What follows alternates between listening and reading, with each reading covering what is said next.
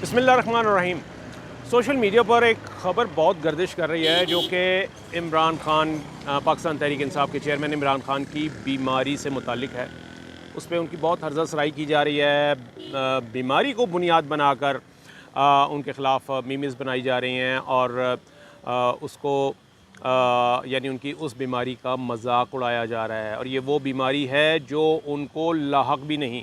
यानी एक एक एक एक पिटीशन या एक दरख्वास्त है जो कि अदालत में जमा कराई गई थी, जिसमें अदालत से ये इस्तदा की गई थी कि इमरान खान को मुख्तलिफ़ केसेस में अदालतों में अपीयर होने के लिए जो वीडियो लिंक है उसके ज़रिए उनकी हाज़िरी जो है उसको मुमकिन बनाया जाए, उसकी इजाज़त दी जाए। अदालत से इजाज़त मांगी थी।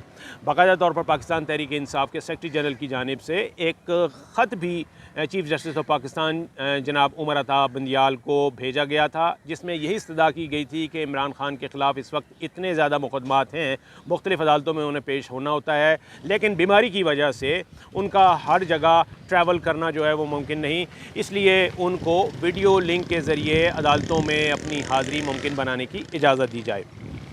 अब उसी केस के सिलसिले में ये एक दरख्वास्त थी जो कि इमरान खान के वकील की जानिब से अदालत में जमा कराई गई। इसमें एक पैराग्राफ है जो कि फैब्रिकेटेड है। यानी एक पैराग्राफ इसमें ऐसा डाला गया जिसमें ये लिखा गया है कि इमरान खान का, मैं वो पैराग्राफ पढ़ता हूँ 2-3 लाइनें और फिर आपको क्लियर हो जाएगा कि ये हुआ क्या।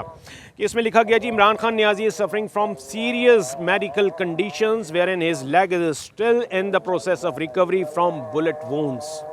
यानी जो गोलियों से उनको जो ज़ख्म आए थे वो अभी तक वो रिकवरी उसकी चल रही है। While doctors have also recently discovered rectal prolapse. ये नई चीज़ थी। वो ये कह रहे हैं कि जी डॉक्टर ने एक नई बीमारी जो है वो तशख़ीस की है कि इमरान खान को रेक्टल प्रोलेप्स भी है और हेमराइड्स भी है। हेमराइड्स जो है ये मेडिकल लैंग्वेज में पाइल्स को कहा जाता है, जिसे हम उर्दू में बवासीर कहते हैं। जबकि रेक्टल प्रोलेप्स जो है ये भी यही होता है कि उर्दू में हम कह सकते हैं कि ये मकद से आंत जो है उसका कुछ हिस्सा जो है वो आपकी बॉडी से बाहर आ जाता है। तो ये इन दो डिजीज़ का जिक्र किया गया।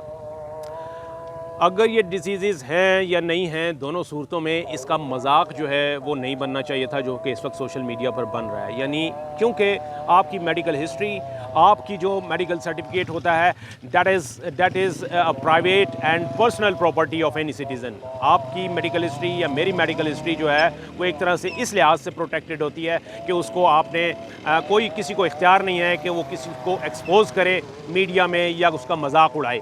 तो लेकिन यहाँ पर उनकी इस बीमारी का, जो कि उन्हें लाहक भी नहीं है, जो कि गलत है, उस बीमारी का बुनियाद बनाकर इमरान खान के ख़िलाफ़ बहुत ज़्यादा मजाक जो है वो बनाया जा रहा है।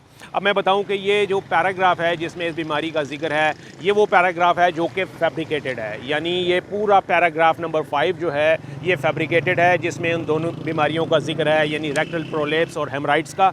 और जो एक्चुअल पैराग्राफ है वो बिल्कुल इससे डिफरेंट है।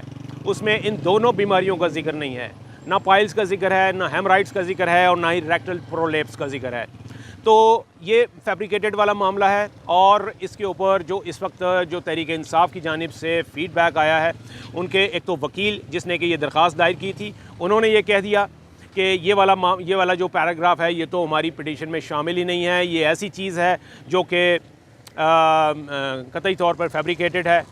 और उन वकील ने कहा इसके अलावा पीटीआई के जो ज़ोमा हैं, डिगरन पीटीआई के जो लोग हैं, उनका ये कहना है, उनकी जानिब से ये फ़ीडबैक आया है कि ये भी कैलिब्री फ़ॉन्ट वाला जो सीक्वेंस है उसी का हिस्सा है।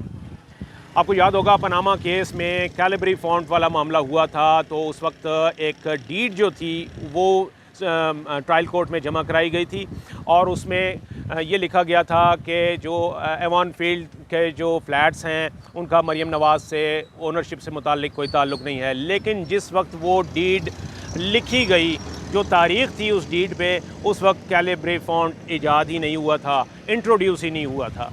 तो ये एक चीज़ थी जो कि साबित करती थी, ये फोरेंसिक ऑडिट था उस डॉक्यूमेंट का जो साबित करता था कि ये मामला जो है फैब्रिकेटेड है। इसी तरीके से ये वाला जो मामला है, यानी ये जो एक फैब्रिकेटेड पैराग्राफ जो है जिसमें डाला गया, और इसका मकसद कुछ भी नहीं था, सिर्फ ये था कि उनको उनका मजाक उड़ाना है, तमस्खुर उड़ाना है किसी की बीमारी का।